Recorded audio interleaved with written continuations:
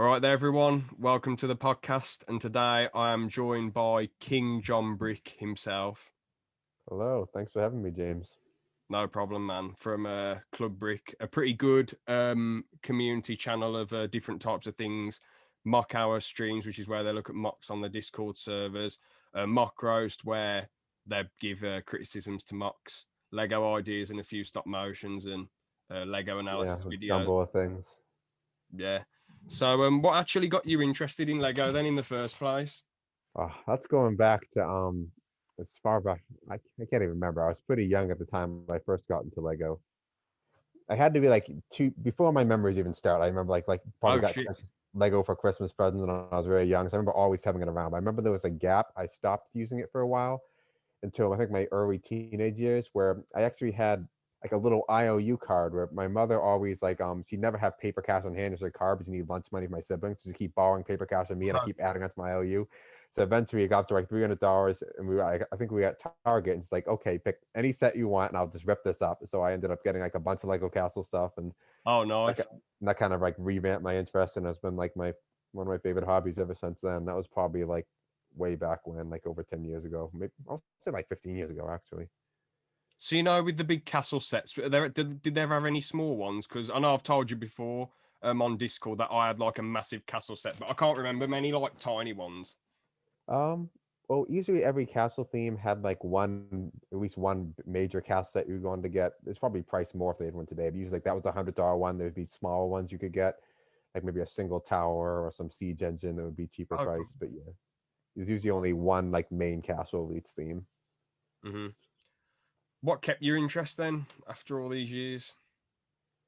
Um, I think what kept my interest is it's something that doesn't really expire as far as adding on to it. If I liked a certain like line of action figures, for example, I might like collect them and then suddenly discontinue it, and then I can never get anything else to add on to it because it might not be compatible. Like the figures might be a different size. With Lego, it's all universally compatible. I can get a set that's like from the 70s or something. It will still be compatible with like a set that comes out tomorrow. Like, so I kind of like that it was like a hobby that never expired, and the fact that they're very durable. So like I could buy something from like a 20-year-old set from someone would be almost as like as durable as one I bought today. That is a really good point actually, because a lot of old sets seem to stay. Not all of them, like usually really, really. Well, it depends how they're built, really. But some sets obviously break quite easily. Some sets stay together. It's usually the minifigures like that. The printing goes away, and like things like don't last as long. But the sets themselves, they seem to stay together quite well.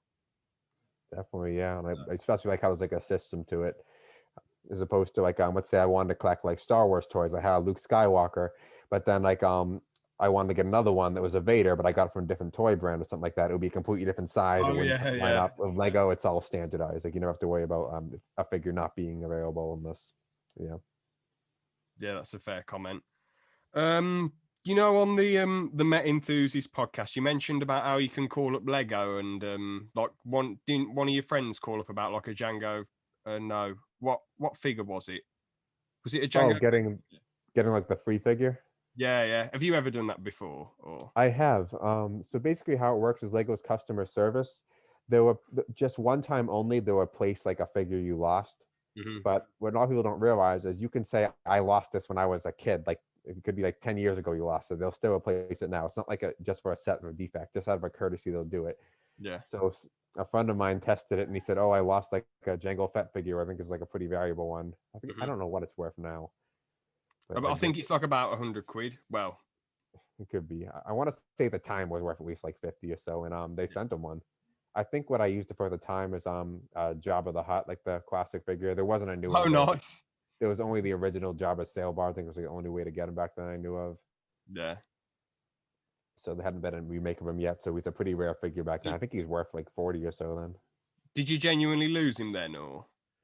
Um, I think so. Yeah, I think I never had the set, but someone had given me one and it gotten lost. Oh, fair play, fair So play. technically, I lost it. So Bro, I actually managed to get the Chrome Darth Vader, oh, and nice. Yeah, and I actually lost the helmet a few years ago. I think like in 2014. So I wonder if that would work if they'd send, because I've only lost the helmet. So I wonder if they'd actually send me the helmet. I could say I lost the whole figure and get the whole figure, but I don't want to be a scumbag. Well, They're I don't probably want. careful about like poly bags. Like I lost my poly bag is a little bit harder to prove than like Yeah, one figure in a set. yeah. No, it was just the helmet. I've got the whole body, so Okay, that I think they definitely do. Yeah, yeah. as long as they can still make it, Fingers crossed. give it a try. But how did you come up with Mock Hour then? Macau, trying to think how we first started it. I think we are trying to think of a way to integrate the Discord with the channel, and a lot of people are posting a lot of impressive creations. We Oh, had contests, I think, at first, so we thought it might be a fun idea to just host it once a week. So mhm. for once a week, where we do like a show, just kind of featuring everyone's builds, and we kind of like strapped for like ideas for like live stream content too, because we didn't want to be just like a strictly a gaming channel. There's too many of Yeah, them out there. We didn't want to just really be like talking. We wanted to actually have something to show. So thought the idea would be once a week. We'll show everyone's creations for the week, and seems like our regulars kind of like it a lot. It's yeah. not quite as big an audience as we hoped yet, but the same like regulars each week seem to be enjoying it. So as long as I keep coming back, we'll keep doing it.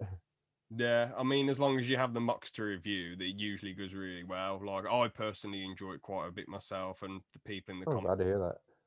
people in the comments are having a decent laugh. So, And the yeah, biggest joke of it is that mock hour never lasts an hour. And when we had the mock roast segment of it, Professor Goat doing his like critical analysis, that actually, I think you were around back then, but it used to go into like a 2 hours sometimes. But now we usually down to about that segment because he's been away for a bit. We go about an hour and a half normally.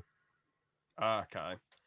I think I started watching after the Met Enthusiast had you on his podcast, and then Okay, it was a few months back, I think.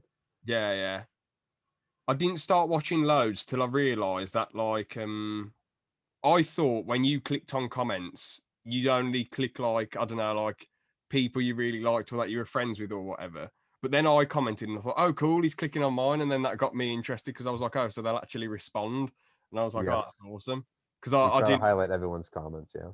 yeah. So I thought that was quite awesome. And just the variety in the mocks, I thought some of them are really entertaining and the computer made ones as well. They're There's quite so fun. many talented builders. I'm amazed. I didn't think we'd just a handful of people who usually the handful of regulars. I wouldn't think that's a random sample like that. We get so many like extremely talented ones. So I think like could design sets if they wanted. We have some that are on Lego ideas of like thousands of votes for the project. So it's a pretty good odds that one day we'll have someone in the community who becomes official Lego designer. Fingers crossed for them. I think they make good money. So, because it's quite a Definitely. hard job. So. What's your favorite Lego set design that's been featured on Club Brick so far, like Lego Ideas set? Ooh. The favorite one that we've looked at. Yeah, Hmm. yeah. Trying to think back. There was a really cool pirates one we looked at one point, which I like just because I like the classic castle and pirates themes are my two favorites. That might have been one of my favorite realistic ones. Maybe Gunpatch was very cool as well, though. Even though I wasn't aware of the source material for his Yeah. Asterix and Obelix comic it was based on, but that was looked very cool. Even like if I had my Viking figures could mix in a bit, my castle figures. It'd be hard to pick a favorite this time. Is there any that like stand out to you as a personal thing? Like I don't know, like the Chip and Dale one. I don't know if you watched that when you was a kid, Rescue Rangers or stuff Uh, like that might stand out as a personal thing. I vaguely remember it. I don't think I was like I watched it regularly. Ah, okay. I'm trying to think. We've done so many of them. I'm trying to think which one stands out as the best. Oh, possibly Mr. Morgoon's one he made, which is the Mega Man 1984. I thought that one was brilliant because he made brick built figures, but it works because obviously the old Mega Man games are like pixel based, so a pixel Yeah. is like a square brick. So I thought he did a brilliant job of that. So that might be one of my favorites. Or I think he made a new one, like a Wily's Castle one. So one of those two might be my favorite. Oh, cool. Um, which one? Have many of them like got near to 10,000 supporters or? Some of the ones we supported have. I think I can't remember which ones have gotten there. We actually, the Rescue Rangers guy is likely to because he's actually the creator of the Home Alone project. It's actually a set now, Oh, epic. about to come out, I think. I suppose the more like kid friendly the things are, the more likely they'll pick it up. I think it was what was his name again? Gab Cremo, I think his name was. I think he might have made it to Lego Review, if I'm not mistaken. We shared a few of his projects. I could be Nice. mistaken though. I haven't looked back at how they've done in a bit. Um, what do you think of the Sesame Street one? Because that's weird how it's an 18 plus set and it's like it's like a bloody 3+ show. Well, a U show. I mean, it's nostalgic for people who grew up with it, especially if they want to like build it with their kids because they know all the characters things like that. But I think like a lot of Lego Ideas project the problem it has is going to be a little overpriced. Oh yeah, Like good what you point. get, it's going to be like yeah. Like I remember like when I think the first giant expensive set I remember is like the Death Star when that came out for like $400. Everyone's like that's like the most expensive set there's ever going to be. But now like it seems like that's in the ballpark for a Lego Idea set coming out. We could see that like 200 or 300 easily. It used to be $100 like the cap you saw for the price for any set. So I think the price is gonna be the biggest thing on that. As far as the design goes, it's very cool design. It seems like they nailed it perfectly. The figures look great. So I Yeah, think people who have the money to blow are gonna like it. yeah, the molds are phenomenal and the detail inside the buildings as well. And they have these little cassette tapes which look really cool. I think Oh, those great. that just the little fine details, you know. The molds for the figures are awesome. Bert and Ernie's t-shirt printing's awesome. So yeah, pretty epic set. Great. Do you reckon you'll be getting the new Skywalker saga? I know I've asked you about it on your stream before, but I wonder if you change your mind if you're more bothered. Um, I'm still think I'm gonna probably get it. Okay. Just because I have so many fond memories of the original game. I am getting a little sick of the Lego formula for games just because like it's gonna be a little bit repetitive, even though they put their own spin for each theme, whether it's Pirates of the Caribbean or Lord of the Rings or whatever, or Jurassic Park, even though they put their own spin in each game, they all kind of have the same basic formula, which gets a little bit redundant, as opposed to like the older Lego games are a little more creative. But I think I will get this one because Lego Star Wars is kind of like where they all took off in popularity. Everyone knows that game, even if they haven't played like any of the other Lego games. Yeah, yeah. I mean, back in 2005, it was just phenomenal. The Lego Star Wars video game and the prequels. It was a bit short, but for the day on the PS2, it was just, you know, I was just blown away as a kid playing that. If you try to get 100% of all the hidden stuff, it lasted a little longer. But yeah, just playing through the story, that was over pretty quick. Yeah, yeah. But the missions were a hell of a lot of fun. Definitely. Um, I'll just cut this bit out. I'm just trying to scroll back up to the questions. My Wi-Fi No keeps problem. failing on my phone. Oh, got in. Did you ever take? Oh, I found the questions. Did you ever take much of a break from Lego, like buying Lego or building it, or? Uh, just like the one gap I mentioned, I want to say like maybe around second grade or so, I took like a long gap, a couple years, because I think the big thing then was that's when the Pokemon craze was happening Ah, of okay. the 90s. So I was very, very into that. So I kind of forgot about it. But I think if I remember, my parents didn't like Pokemon very much. So my dad said, like, no more Pokemon. So like, what am I going to do now? My mother reminded me, like, oh, you used to like Lego. So then kind of got back in my mind back then. What was the difference for him between Pokemon and Lego? Like, Uh, I'm not positive. I think he just didn't like. I don't know. I think the whole phenomenon of Pokemon being a craze kind of bothered him. He didn't like it. People had like Pokemon posters, T-shirts, cards, games, toys. Like he thought it was too much. So oh yeah, and then it would just get like made redundant eventually, and then people would just move on to the next thing. yeah, of course. Now that I'm an adult, I can get all the Pokemon and Lego stuff I want. Thankfully, well, money providing, but Yeah, I mean it is a bit annoying when you're a kid and you just really, really want like a set that's over 100 quid, but you just can't get it because, well, obviously, unless it's Christmas, your parents aren't going to buy it. Yeah, but once you yeah, have the money, you just like, oh, I'll get this. that's the No, struggle though. You have no time once you're finally an adult and can afford it. true, but you don't want to go overboard because one of my mates who's on the podcast quite a bit, he's a mad collector, man. His room's full of collectibles. It's unreal. Not Lego, not Lego. It's like loads of Doctor Who stuff, and it's just Oh, absolutely nice. ridiculous. And he said to me, I think I'm 99% sure he's following me talking about this, but I said to him, why do you collect so much? And he says, well, you know, a financial freedom, because before he started a job he did for a bit of time, he didn't have the money to get any of this stuff. So then as soon as he had a bit of financial freedom money wise, because he never even worked part-time neither, and obviously when you work part-time you have a little bit of money, so you can have some money to spare. But he was like, I just felt like I wanted some just to splash some cash out on some collectibles that I've always wanted. A lot of them you can think of as investments too, especially Lego, where like Lego seems to have, since its launch, it only goes up in value. Very few themes go down in value. Bro, all the And time. because it's so durable, it's like investing, like convert your money to Lego, it's like converting it to gold. Like it might even hold its value better in some ways. Yeah, because I mean, in a sense, it is a bit confusing why Lego goes up so much in value. Because like, I'll take the Clone Troopers for an example.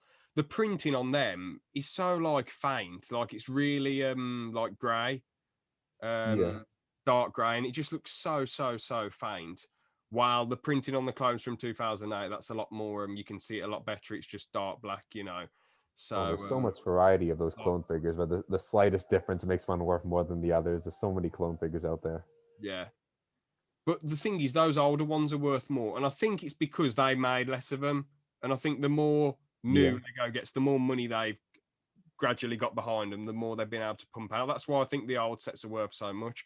And the same with what's it called, the yellow flesh, like the Lego City type figures that they basically, the Star Wars figures were yellow flesh. They probably be worth a lot more. I know they've done the 20-year anniversary, so they've probably gone down in value a little bit. The ones featured in that, yeah. Yeah, but It stinks. I think I had the yellow Luke somewhere, so now it's not worth as much. yeah, because when I went to Cardiff, and this had been the first time I bought Lego in ages, I was like, oh man, yes, the Luke head, I can sell this in like X amount of years. And I was thinking, oh wait, there's about 1 million of these sets, so everyone's gonna have them, so no one's gonna give a shit anymore. And I was like, oh, but still cool to have, you know. I remember years ago, I think I traded with there was actually a little kid who lived behind the house, and he had a bunch of old Lego. And he saw my collection once because he was friends with my younger siblings. And so I asked his parents if I could like offer him a trade for ones. And he actually gave me one of the original mummy figure, I think it was. I forget which theme it was. It was probably Adventurers that had it or something like that. And I actually gave him a yellow Luke Skywalker for it. But I never thought that it would go up in value. So maybe I should have given him something different now thinking back.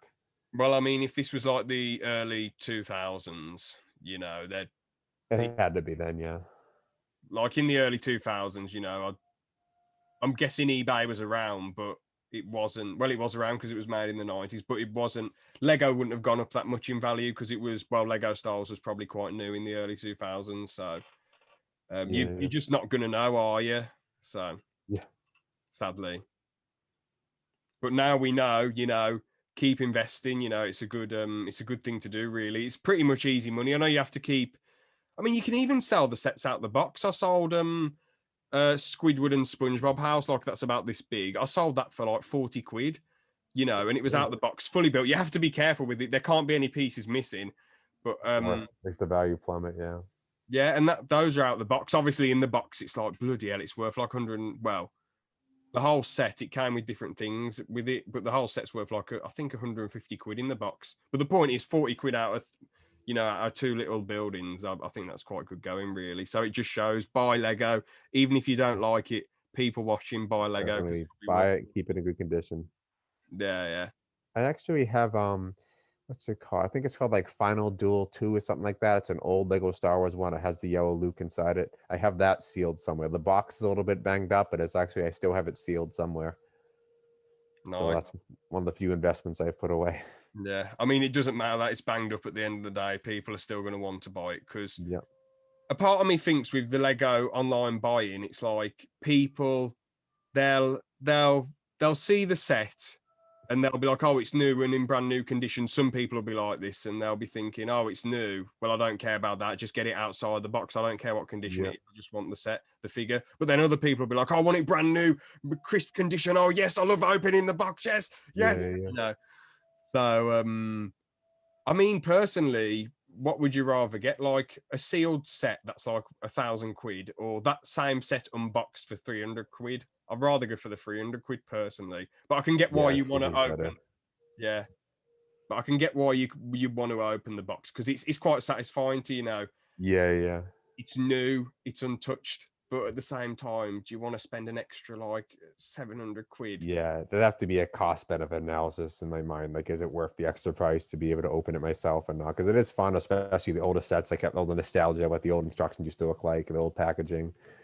Yeah. But if it's gonna drive up the price too much, forget it. I'm just gonna get the set pre-made. Yeah, I mean, I don't blame people doing it with battle packs because it's just a little set, and it might be some of them might be like 70 quid and whatever, but it's just a little set. Yeah, yeah, Actually, I think people should invest more in battle packs because the thing is, if you get like this massive set, that might be worth 500 quid, but people might not buy it if it's fully, even if it's fully boxed. They might just go for the cheaper deal. While the yeah. little battle packs, there's more chance they'll buy them. That you can buy loads of them, so you can keep selling them. People And search for figures more often than sets. yeah, yeah, people just love army building, don't they? Yep, yep. Which what do you actually think of army building? Because it seems a little bit. I'm not having a go at anyone, but when you're like in your 20s, and I understand, like, obviously I like Lego and all that, and getting different sets, it's variety, but getting the same set over and over and over and over and over and over and over and over again, Yeah, it just seems just like it gets expensive and redundant. But some people like to. I mean, if you want to make a giant clone battalion, there's like only 3 or 4 in a battle pack figures. You got to get a lot of them to make that happen. yeah. I mean, I can understand if you're a YouTuber and you show off your clone army collection, but when it's just you, I don't know. I just think to myself, like, wouldn't you want to get a variety of Lego? Oh, look at these collectibles I've got. Look at this brilliant stuff. It's all just the same thing. I Like, can't really talk though, because I mean, I got the Lego Castle chess set purely because I can get no army of figures to add. I didn't even know it's oh, redundant. And every single pawn on one side is a skeleton. Every the other side is all on the same night. So fair enough. But I mean, they're not bringing out chess battle pack. Well, them packs for every year with Star Wars. There's like, yeah, apart from this year, there's a battle pack. Like, there's 2 or 3 battle packs every year. I'm pretty sure. yeah. I mean, I grab it if I like the figures. But I usually only grab one. I don't really see a reason to get like a bunch of them unless I Yeah, really have like some vision in mind or something I want to make that needs a bunch. yeah. Sorry, I meant to say 2021. They're not doing any battle packs. I don't think. But Sometimes they're clever a bit because I remember the Lord of the Rings sets. They had the Helm's Deep set, and then they had like a small set that was almost like a battle pack of a tiny segment of the wall. And you kind of need to buy a few of those to extend Helm's Deep to the size it should be. So they kind of like give you an incentive to buy a few battle packs of that. But it's not really quite a battle pack because there is some like wall to it, even though it's like a pretty small set. that's pretty intelligent, to be honest. But on to something else though. I was going to ask, what made you want to start a group channel with Club Brick? Was it just you originally, or did you like say, oh, everyone get on board straight away? Or I got a group of people on board. It started out with like the Discord, just saying, "Hey, let's all make a server together." Because I saw we had a variety of people. Some who did stop motion, some were talented builders, Mhm. some were better at speakers than others, and like to be in voice chat. So I thought, like, hey, like, we could organize these people and I'll do something together. So I just kind of like took like a volunteer group, and I think like 75 of that original group kind of like drifted away before we got going No, underway. But Hellcat was one of them. Chris, who is does the coffin dance stop motions. He's kind of like he kind of like pretty much runs the channel. He's usually the one like organizing things and like, getting things ready to go each night. so you're Um, sort of like the commentary, like the speaker, and he's more like behind the scenes.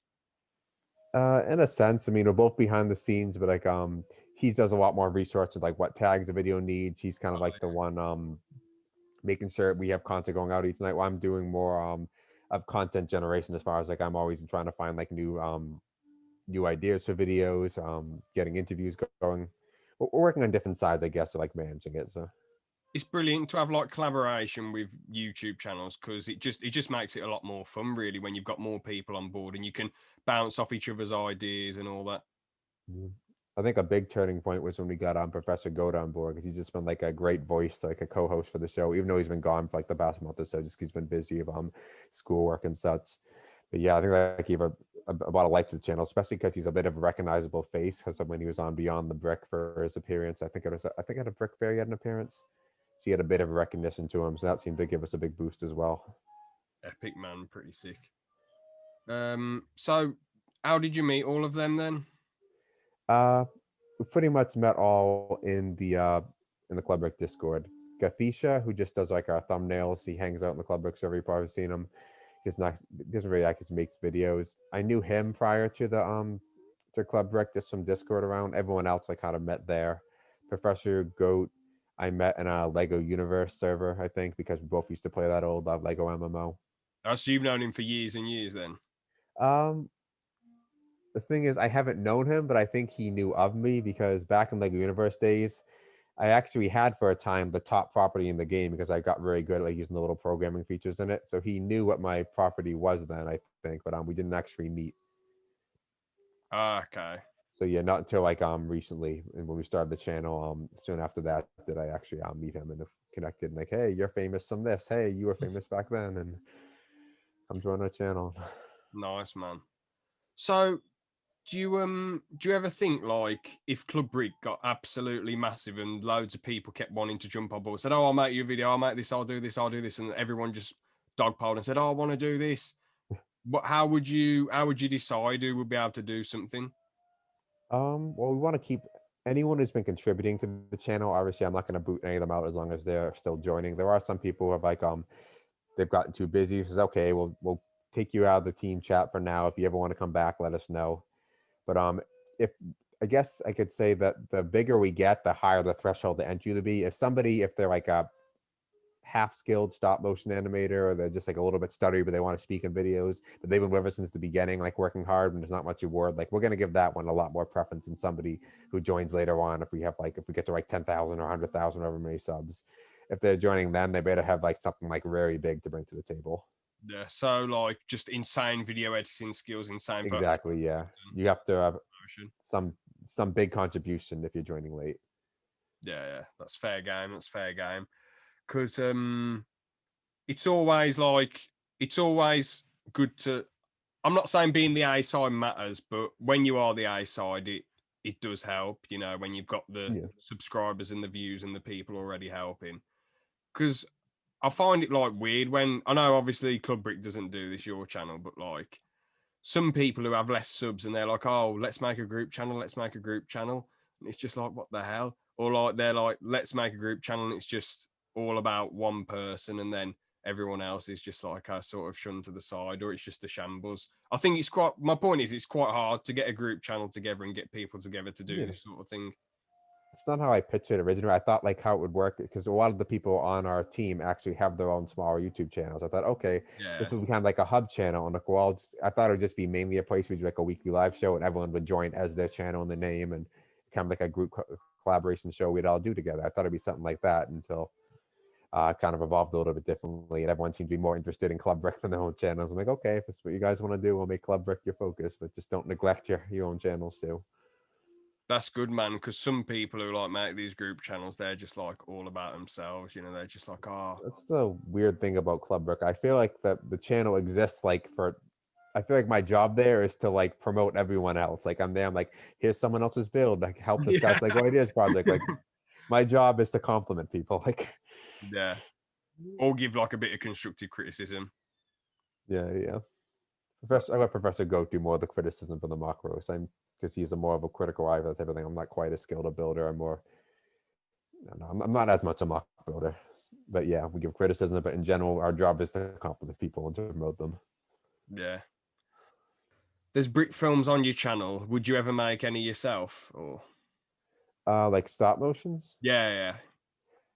I tried to learn early on because I planned my original idea for the videos. We have like a little like animation loop of a minifigure like speaking, like moving his hands like this, for like maybe animate the mouth. So that would be when we did a video that would look like that was the person talking. Mm-hmm. That was the original idea, but I ended up not having much luck with stop motion. It's mostly because I have like Tourette's, so I have like trouble of like little fine motor movements, so the slightest thing and I mess it up and the whole thing's ruined. So I got a little frustrated trying to do stop motion. I might go back to it at some point, but it seems like we have people willing to do that. So my times are better spent in the channel and like more the big picture things, like finding content for us, finding ways to promote, hosting the live show, keeping like the community going. It seems like, and it's more of an immediate fact that be doing that than me trying to make like a half-rate stop motion. We have better people who want to do nothing but stop Yeah. motion. That Like for is. example, sorry, go ahead. Oh, I was just going to say that is fair play. You know, if there's specialists there and you're a bit amateurish with it compared to them, you want to obviously let them do what they like doing. Yeah. Like we have a guy named who goes by Zoom on our YouTube team, where you probably haven't seen much of him because he doesn't appear on Mock Hour, but he does nothing but stop motion. When he does make one, it's always amazing. He's done a few like superhero based ones, I think. Oh, was he the Spider-Man versus? Oh, I can't remember. Or was it? Taskmaster was it or something like that? Or... Yeah, that was a pretty solid fight scene. He does. Yeah, I think he's the most talented animator we have. But that's the one thing he wants to do. It might take him a month to make one, but it's worth it to let him be the one doing that, as opposed to me like rushing out something sloppy just to make a stop motion myself. It's crazy how hard stop motion is really, because obviously if you hear people talk about it, it's just like, I take a picture, move the leg, take the picture, move the arm, move it, move it, move it. Yeah. But Bricks did a stop motion, and it was his first stop motion, wasn't it? And it just shows how difficult it is, you know. Yeah, he did pretty good. But you can see the comparison, like something Zoom does after so much trial and error. And I've even seen some of Zoom's early work. You can see there's a noticeable difference. But yeah, you get better each time you try it. Yeah, you just have to keep grafting at it, you know. It's just, but it takes a lot of patience and a lot of time. I mean, years ago it was so much harder to do stop motions because you had to like buy software and buy all this stuff. But now you can just get an app on your phone for free, so Exactly. Yeah. it's I easy did work. buy a tripod thing for my phone to be able to use that, but even that wasn't enough to make me able to do anything good. I think I need like a good space to work too is part of my problem. Yeah, yeah. But yeah. How long do you think you'll keep Club Brick going for then? And do you think you'd ever hand it over to anyone else or? I'm going to keep going as long as I'm useful there. If mock hour gets boring and people get tired of hearing me speak, and then I might take more of a backseat role. But yeah, as far as it looks now, I'm willing to keep going pretty much indefinitely. And I don't know if I get old or something and YouTube's around in 50, 60 years from now, maybe I'll hand it over to someone else.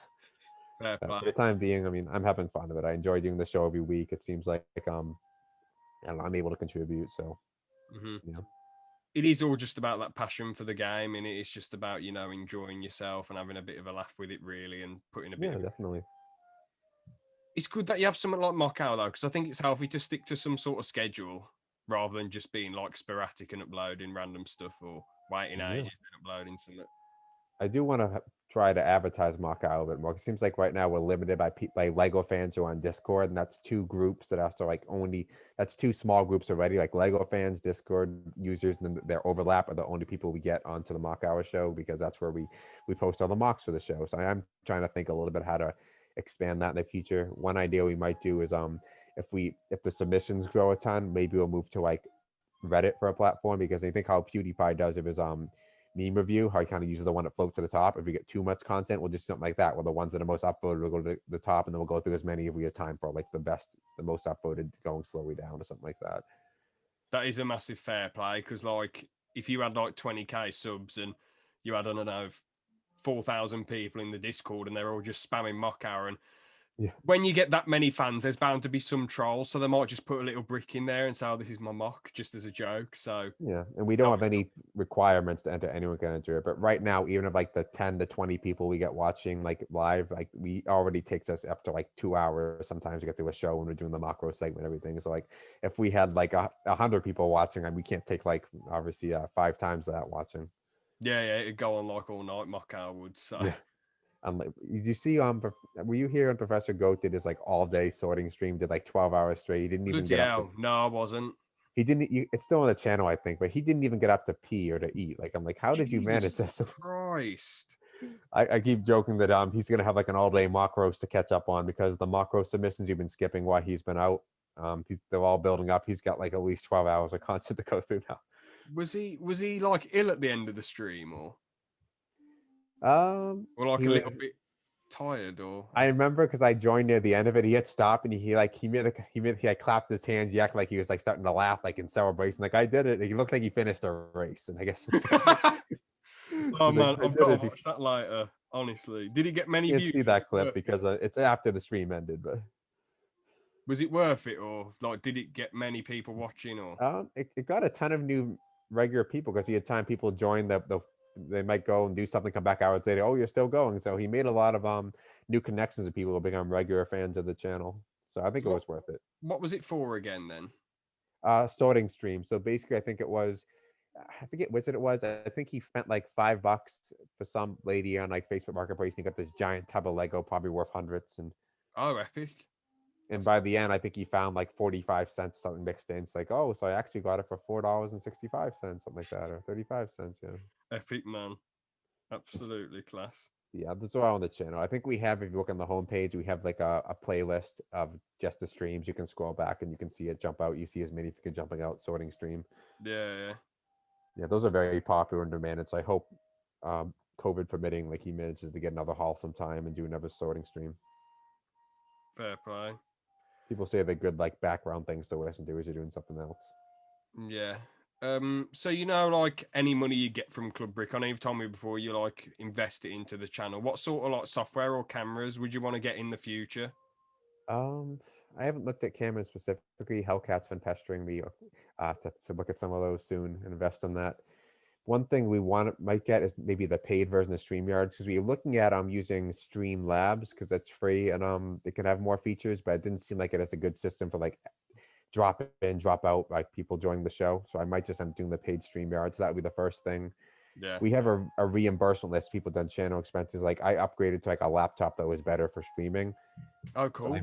so I'm not going to cast that out until we have a lot more saved up from the channel. But we're all making less any expenses we make, and we're kind of just like cash out against what we earn against it, and then eventually, hopefully, one day we'll be able to actually divide up some earnings. But for Nice. now, yeah, it's all just going to like expenses. I guess there's an overlap in a sense where it's like if someone wants to buy a Lego set to review, for example, we could like maybe let them do that where it's like they get a reward to get to keep the set and it's a channel expense. But yeah, hopefully as it moves, if we move on, like we're gonna get more from channel expenses and more towards actually getting to keep some stuff ourselves. Yeah, yeah. I mean, I can imagine it'd be quite hard to split the money with a group channel, really, because like I suppose if it's two a year or even three a year, but like when there's like more of yous, it's like it becomes a bit complicated. But I suppose people aren't really getting too fussy about money, Yeah, especially at this stage. most of us are just here to enjoy it for the most part, and it's our original system is going to be based on like everyone's earnings be based on their own video, but then of course I had the idea for the coffin dance video, and I think I was like telling Hellcat, like, oh, no one saw this yet. We got to make a little stop motion. It's gonna be a big thing. Other people are gonna think of it. So we raced one out, and that's why ours like raced to like Yeah. 500,000 views. But that's like half the views on our channel. I think we're nearing like 1 million channel views. 500,000 Mhm. of them are on that one video. So he would have got like all the money from the channel for that one thing when everyone else is putting a lot of work. Yeah.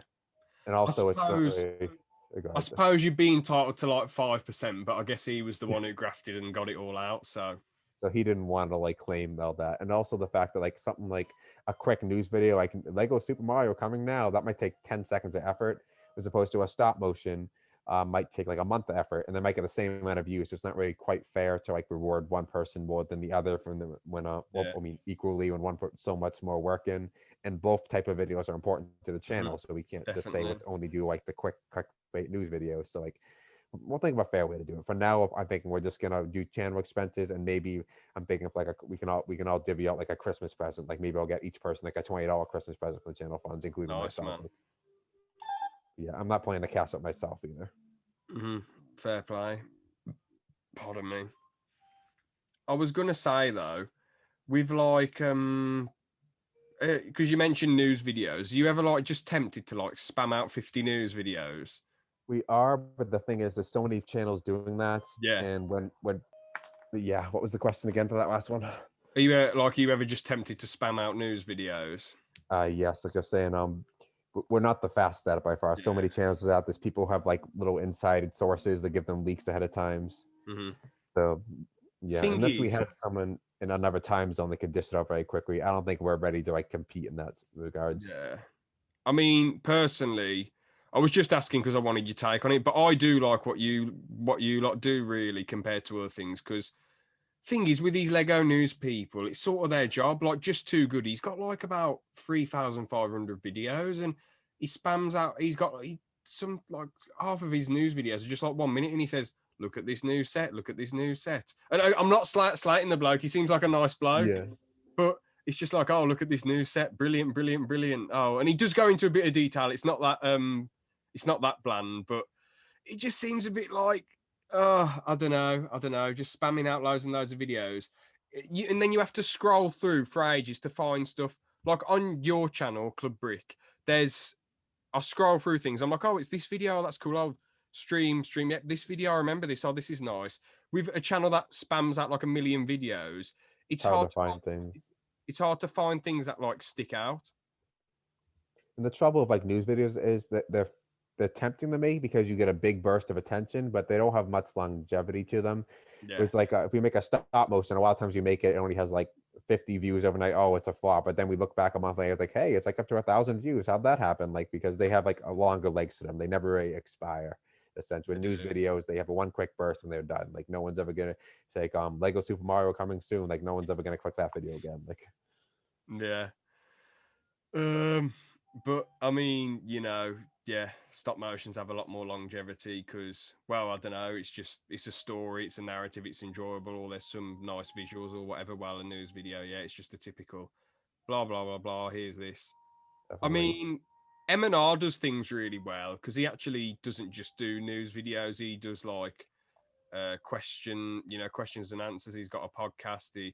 There seems to be a lot more variety. Set loads of set reviews. I know just too good does do a variety, but like an M&R, the videos aren't just 1 minute long. Sometimes they're usually like I'd say 5 to 12 minutes long usually, and he's got a vlog channel. It seems like there's a lot more going on, a lot more work goes in, rather than just having like images sliding past and someone talking about the sets. Again, I'm not slating just too good, good bloke, Yeah. but I'm just saying my personal opinion.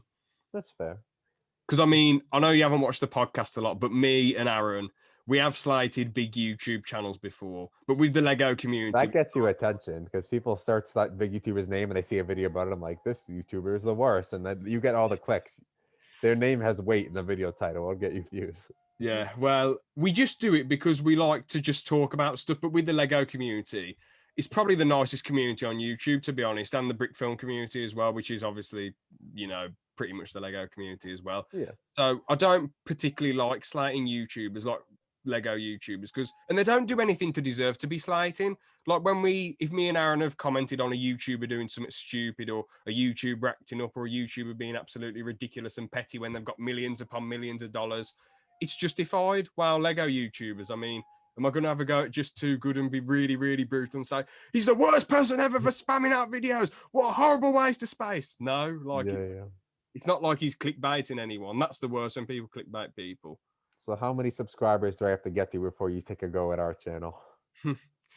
I mean, it ain't about. I mean, it depends, man. If you had like, I know you'd be joking about, but if you get like famous, which is possible because the content's quite professional, it can potentially go to your head. I mean, anyone's susceptible to it. I do my best to be a humble human being, but I'm susceptible.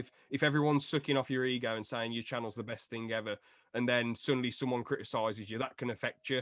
Or if someone questions your work and gives you constructive criticism, that can affect you because you've got so many people saying you're the best thing ever. So, but it's even though that's a factor, you might not be affected by any of that stuff. It's not like you're a 17-year-old, We had a taste of it to see though. I think I mentioned earlier that when I played the Lego Universe MMO for a while, I had the top property in the game then.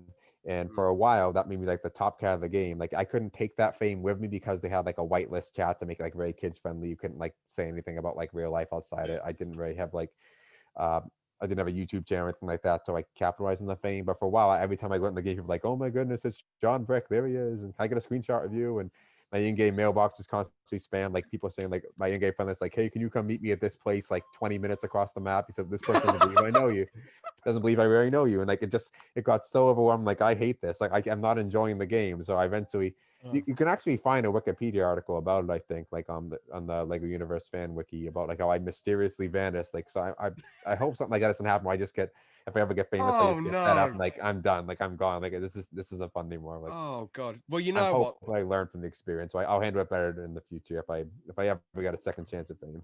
Bro, that is actually, I'm not just saying this, man. That is actually incredibly healthy that you weren't. Because if you were saying, like, oh, absolutely love people saying, John Brick, I want to take a picture with you, that would be, I wouldn't want to, burst your bubble, but that would be a bit unhealthy if you were saying stuff like that. But as you don't like people sucking up to you and saying you're the best thing ever, It was almost 10 years ago now, so it's kind of funny that almost no one really remembers me. There's a few random people who are like super fan of my creation. Then actually earlier this year, one guy found me. He's like, "Wait, you're John Brick?" I'm like, "Yes, I have like a couple fans left." He's like, "I spent my birthday party like when I was like 8 years old. Like we were just at your properties in game Lego Universe of all my friends." And Like, Oh my Mike god. Grayson was your birthday party. I'm like, that makes me happy to hear. And he's like, wow, it's just like it's like meeting a celebrity in the fest. Like you're probably one of like 8 people who remembers even anything about my name anymore. Because like you probably, if you ever got into MMO, you probably remember looked at the leaderboard like, wow, that's the top player in the game. Like you probably think like, famous to you. But then if you haven't played that MMO in 5 years, you're not gonna remember that name anymore. So like True, so true. it disappeared as soon as it came. But it's yeah, it's kind of cool seeing like someone remember that. I'm trying to think when I've had like weird moments where I've been like famous person.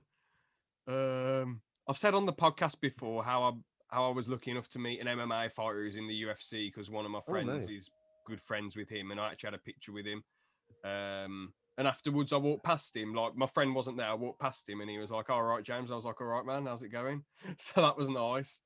And he's in Cool. the UFC now. So Jai Herbert, as I say, his name is, and but I wasn't like flipping out because my mate said, "Oh, I can get you to meet him if you want," and I was like, "Oh, brilliant." But it doesn't matter if he doesn't want to. That's fair play. But yeah. That's So pretty I'm trying cool. to think. This dude called Hack17 was on Xbox once, right? And that was his actual name. And I messaged him. I think this was like probably 4.5 years ago now, 5 years ago. And I was like, wait, are you Hack17? And he was like, yeah. And I was like, oh, awesome. And I sent him a friend request. And I was like, oh, do you want to talk about you? Do you want to join the party? And I can talk to you about your brick films and have a laugh. And he was like, didn't say anything. And I was like, oh. Looking back on it though, I don't know if you've watched these, well, you wouldn't have watched these videos because when I watched these videos, I was like 10, so you'd be like bloody 18. You wouldn't be watching Lego SpongeBob videos. So they weren't the best quality looking back on them. But yeah, I guess we can all get sucked into that, like, oh my god, it's a famous person, you know. I remember one incident I had. I think I was sitting in the city once, and this like guy, I think he was a tourist. He sounded like he might have been European. I'm not sure from where, but he has a strong accent. And he showed me a picture, like, "Is this you?" And he had a picture of the singer Josh Groban on his phone. I'm like, "No, that's not me." And he said, "Are you sure?" I'm like, "Yes, yes." And he's like, "Oh, you can tell me." I'm like, "He's like, I promise not me." He's like, "Can I get a picture of you, like, just in case?" And Oh, like, okay, so he insisted I take a picture of him as Josh Groban. So somewhere out there, there's a guy showing his like friends in Europe that like I met Josh Groban. It's really just me, and I could be on the internet somewhere as Josh Groban, and everyone's gonna see me and like, who's that weirdo? And who's and that Josh weirdo is like, this isn't impersonating me. me? What the hell, doppelganger? Who even is Josh Groban? I hadn't heard of him until then, but apparently he's some like singer or something. Oh, I mean, He's big enough to show up on Google, but I hadn't heard of him until then. I'm just gonna look him up quickly. Hold on. Oh man, the Wi-Fi playing. Oh, And that name has followed me a few different times. Like I was actually at a medieval fair once, and somebody like um yelled it out from like the little parade that they had. Like, look, it's Josh Groban in the crowd. I was like, where? Like, oh, I'm gonna look yeah, him up. I'm gonna look him up right now. Hold on, Josh Groban. Let's look at this, there's a bro. slight You resemblance. actually, I'm not gonna There's, lie. there's a You resemblance, not actually, perfect. Yeah, there's some resemblance. did you have the beard back then? Um, Well, the I think goatee. so. I think I had it back then. Yeah, Oh, I wouldn't have guessed it's you then. If you had the beard back then, I wouldn't have guessed it's you. I'm terrible at styling it. I kind of just let it grow too long. I shape it back to nothing. It grows again. Like, but Yeah, I probably had some scruff then at least. Yeah. that is relatable, bro. But I mean, I used to like clean shave like twice a day, but it's just ridiculous, man. It's just Yeah, yeah. ridiculous. You might as well just let it grow, you know. So so what's your favorite type of video to do on the channel? Favorite type? I would say the Lego Ideas ones are the most rewarding in a sense because those people like they're so appreciative. They're so like it makes them so happy to get like a feature and help them get supporters because there's so many places that don't want them advertised at all. Like advertising is seen as like this negative thing for like Lego Ideas projects. Like so many Facebook groups and Discords like no advertising, but to have No. someone actually reach out to them saying, "Hey, can I advertise it for you? Let me feature you." Like it makes them so happy. And so often if I feature someone once, like they're like a permanent advocate for me. Every time I share something on Facebook, I want to release a video, they're liking it every single time. So like I can tell, Really yeah, rewarding. I Very like that it nice. can, yeah, make them so happy. Yeah, it's cool how they're so humble because, like, the way Ganpat was going into detail about his thing, I'm thinking this dude is so modest about his building, but it's like Yeah, yeah. amazing. It's phenomenal. He did this on a shoestring budget. You know, it wasn't like he had loads of people coming around helping him design it. He did this all himself. And I'm thinking, all these Lego designer people are just so modest. I mean, Professor Goat, when he was on Meta Enthusiasts podcast, he was really modest about all his mock building. He was so humble, and it's just like it's Yeah. really beautiful to see, really, because a lot of people they do. In general, in life, they don't really have much to warrant their big egos, but they're like, "I'm the Yeah. best thing ever. I'm the best thing going." And they deserve a platform for like to show off what they can do. Yeah. 100%, man. The best builder in the world. In the world, if you no platform, like no one's gonna see your build unless you get lucky. So I like to like give them a little jump. If they make something truly incredible, even if the small push I can give them with my like smallest channel, like that could be enough to get them noticed. Yeah, man. What's your favorite Lego theme then? Um, let's say the older the theme, the better is kind of my rule of thumb. I like anything I can mix with my castle themes. I think classic castle, anything that range of its regular castle, Knight's Kingdom. Yeah, pretty much. I like classic pirates as well. I like a lot of the old obscure themes that Lego made before they got into licensed themes much. Anything from Rock Raiders, Insectoids, like Arca Raiders, anything you can think of like that. Adventurers. I like all the like older themes pretty much. Castle probably be my favorite. Is it just like a nostalgic feeling to you, or do you just personally like them better because they're original? Or It's hard to separate the two. I mean, definitely nostalgic. They're very nostalgic to me, but something about them makes them have more of an appeal to me. I can't tell if it's just nostalgia. There's something better about them. Maybe the fact they're simpler. I've never been I've never been a big fan of any of the licensed themes, unless I see they can like mix in of my castle stuff. Like maybe Lord of the Rings, I'd like those ones a lot if I ever get into collecting those. Some of the Star Wars, but in general, I never really been as big a fan of licensed. They have like Lego's own original themes. Sadly, those don't do too well though, because They kids. don't, sadly. I was talking to Gampat about it. How kids see like, oh, what's this? Oh, what's this? Some might be like, oh, this is cool. Yeah, this is original idea. But most of them, they won't recognize it. But obviously, they see something like Star Wars, Marvel, DC, Lord of the Rings, any of that jazz. They're going to be all over it straight away. Definitely. So, what's the latest set you've bought then? As you're not really bothered about all the themes, it'd be interesting to know. The last thing I bought, what was it? I picked up the Mandalorian battle pack. I know you don't like battle packs, but Oh yeah. No, I like some of them. I just don't like collecting like 50 of them. I don't even mind like 10 or 15, but like when you have like 50 to 100, it's like, what's going on? well, I got one, so you can rest assured of that. Yeah. I think before that, I picked up. Well, this is actually last year. I got the Lego Kingdoms theme advent calendar. I found on Facebook Marketplace. Someone was selling it real cheap, like $15. I think it was worth like 40 original. So I got that a while back, but not a lot really in between that I can think of. Fair enough.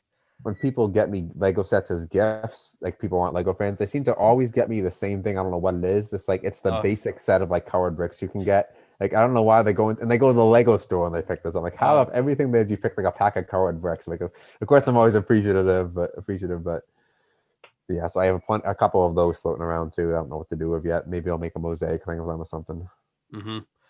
What do you think of like rip-off brands like Mega Bloks and all that jazz? I mean, I don't usually get them. I remember once, many years ago at Toys R Us, they had this giant Mega Bloks castle. Like, if you prepared it in size of the box, it'd probably be like the equivalent of $100 Lego set, and it was on clearance for $5. I'm like, I have to get this. It's so cheap. All the figures broke within like a month, like all the minifigures, hands, and stuff like that. So I ended up using them as like, because I'm not sure if you've seen what Mega Bloks castle figures look like. They almost look like these weird, like single color, like golem like things. So I'm like, okay, they'll be like stone golems in Lego Castle World. So I'm like, I'll play with them. I'm playing Lego Castle stuff. I'm not really a purist in that sense, but I don't think none of them really compare to it. And then of course something like Le Pen or the Your Gay brand, if you've seen Professor Goat's controversial video on that, they have they're a new tier altogether where they were a little bit like disreputable in the sense that they steal people's Lego ideas designed and make a set of it without even crediting them. And okay, that's a bit that's just totally scummy, to be fair.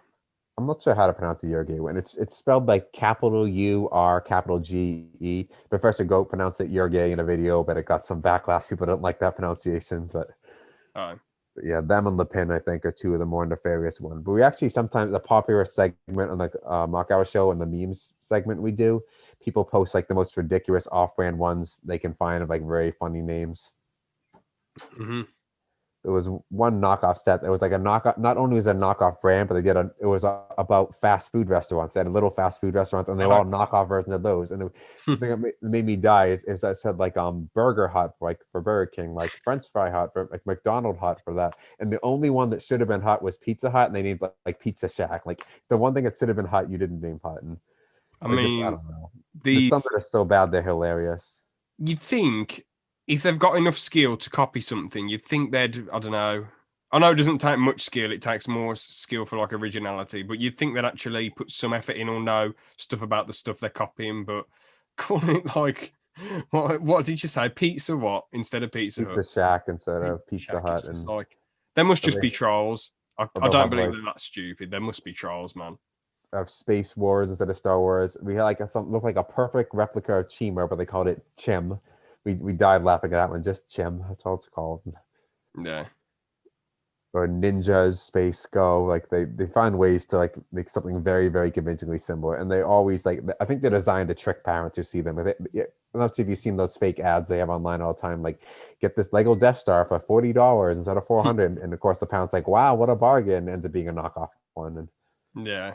Yeah, I'd stay clear of any like knockoff one, but something like Mega Bloks, like if you like it, go for it. I mean, a lot of Lego purists might say that's not valid, like if you're making like a contest entry, something like that. But yeah, I would say don't buy anything like Le Pen that's like shady practices. But if you like something that's in like Mega Bloks or an established brand that's off brand, like I'd say go for it. Mm-hmm. Fair play. Final question then: worst Lego theme in your opinion? Worst Lego theme? Ooh. There were a few bad ones. I mean, I'm not a big fan of Lego Friends at all, but I wouldn't say it's the worst because, like, I mean, little girls still like it. Mm-hmm. Chima, I thought was pretty bad. Nexo Knights had some things about it, but it was pretty bad as well. The absolute worst, though, what would it be? I'm trying to think. Something was so bad, I probably erased it from my memory. Like, this doesn't exist. Fair enough. Oh, maybe Jack Stone. They did that because they had those horrible Jack Stone figures. If you remember those, they aren't minifigures. I'll look it up. And they're like one solid piece, the minifigures. You can't really do anything with them. That was a bad theme. Were they like the little game board things, like the Minotaur, whatever it is? I like the Lego games. Jack Stone was something different. There was like okay. I can't remember the Lego games, so that's why it was called Lego games. I might look that up for nostalgia's sake. Lego games I like, yeah. I still have the Ramses Pyramid one. I've always wanted the Minotaur one, but I kind of like the price I didn't think seemed right to me, so I didn't go for it. Fair. I have actually unopened. What was that RPG Lego tried to make? I'm trying to remember it now. I'm blanking. Oh, Heroicus. I still have a bunch of those unopened. I might resell sometimes. That probably is a good aftermarket. Oh yeah, this is the Jack Stone stuff.